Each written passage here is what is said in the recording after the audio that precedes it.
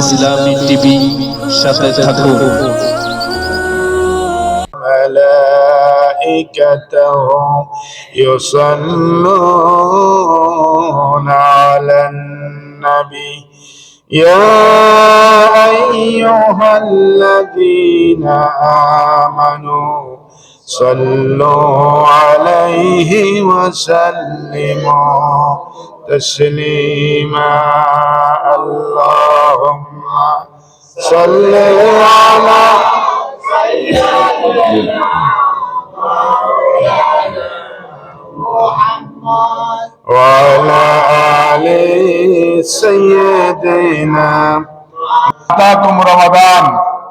যখন তোমাদের কাছে রমজানের মাস আগমন করে, ফতিহাত আবওয়াবুল জান্নাহ, তখন জান্নাতের দরজা সমূহ খুলে দেওয়া হয়।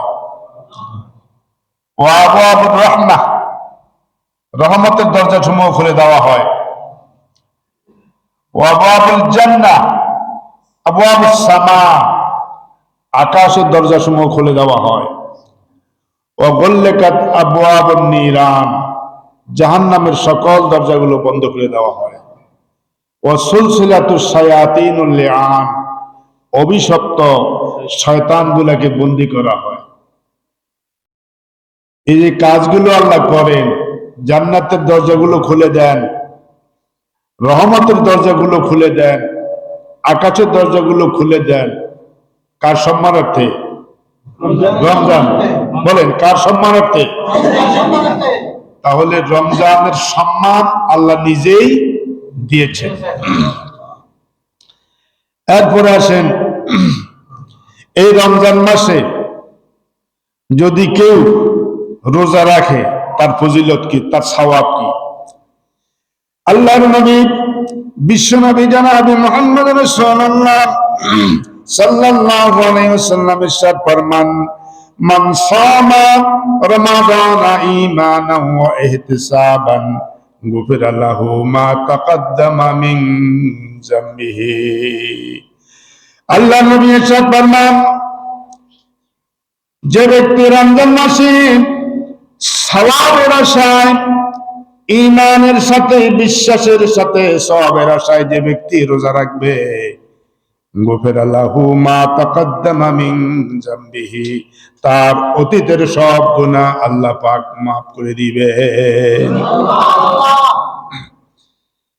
আমার বিশ্বনবী জনাব মুহাম্মদ রাসূলুল্লাহ সাল্লাল্লাহু আলাইহি ওয়াসাল্লাম ইরশাদ ফরমান, এই রমজান মাসে যদি কেউ একটি রোজা রাখে, এই একটা রোজা রাখার কারণে আল্লাহ পাক তাকে জাহান্নাম থেকে 70 বছরের দূরত্বে সরাই রাখবেন। জাহান্নাম থেকে 70 বছরের দূরত্বে তাকে হেফাজতে রেখে দিবে। আমার মানুষ যত আমল করে, সব আমলের সওয়াব আল্লাহ পাক 10 গুণ করে দিবেন, কমপক্ষে 10 গুণ দিবেন, ফেরেশতাদের মাধ্যমে পুরস্কার দিবেন। কিন্তু রোজার পুরস্কারটা আল্লাহ পাক নিজ হাতে দিবেন। আল্লাহ পাক বলেন, আস-সাওমু লি ওয়া আনা আজজি বিহি। আল্লাহ বলেন, রোজা আমার জন্য, আমি নিজ হাতে রোজাদারকে পুরস্কার দিব।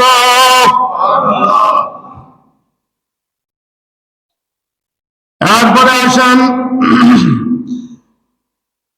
রোজাদারের জন্য আল্লাহ পাক বিশেষ একটা মর্যাদা আখিরাতে রেখেছেন। জান্নাতের একটা স্পেশাল দরজার নাম হলো রায়্যান। লা ইয়াদখুলু ইল্লা সাইমুন। ওই রায়্যান দরজা দিয়ে কোনো ঈমানদার জান্নাতে প্রবেশ করতে পারবে না, একমাত্র যারা রোজাদার হবে তারাই ওই দরজা দিয়ে আল্লাহর জান্নাতে প্রবেশ করবে। তারপরে আসেন, রোজাদার ব্যক্তির জন্য আরেকটা মর্যাদা হলো, রোজাদার ব্যক্তি সারাদিন রোজা রাখার পরে যখন সে ইফতার করতে যায়,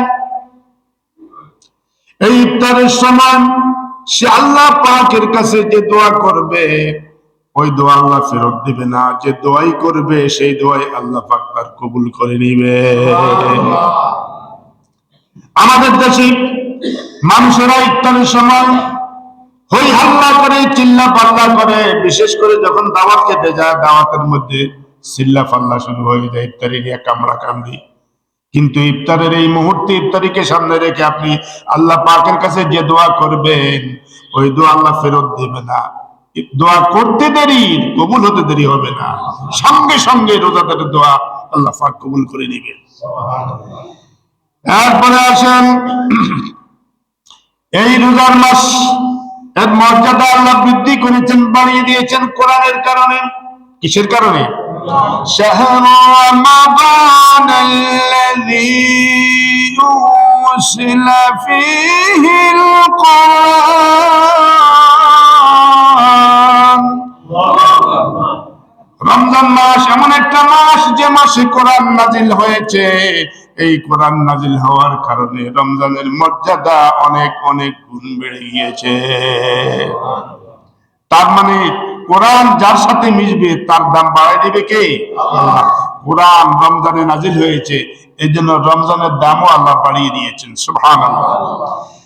এরপরে আসেন রোজা। এই রোজা কিয়ামতের দিন বান্দার জন্য সুপারিশ করবে। আসিয়াম ওয়াল কুরআন ইয়াশফা'আন লিল আবদ।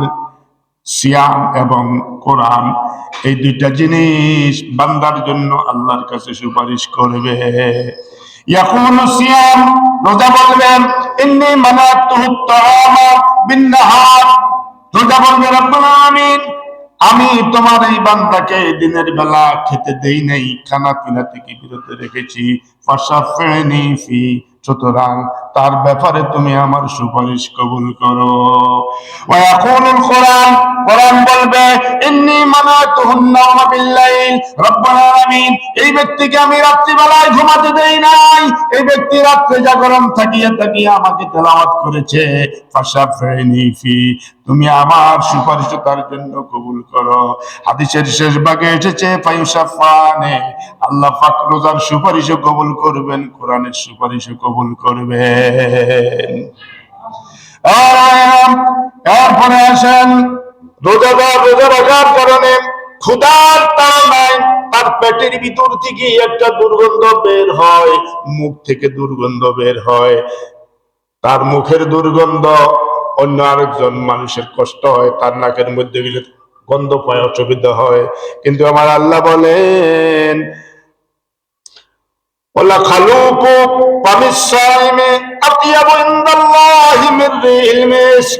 রোজাদারের মুখের দুর্গন্ধ এটা তো দুর্গন্ধ নয়, আল্লাহ পাকের নিকট এই দুর্গন্ধ মিস্ক আম্বরের চাইতেও অধিক খুশবুদার, অধিক দামি। ইয়াখরুজুস সাইমুনা মিন কুবুরিহিম, রোজাদাররা যখন কিয়ামতের ময়দানে কবর থেকে উঠবে তখন তাদের মুখ থেকে মিস্কের মতো ঘ্রাণ বের হবে। পুরা হাসরের ময়দান মোহিত হয়ে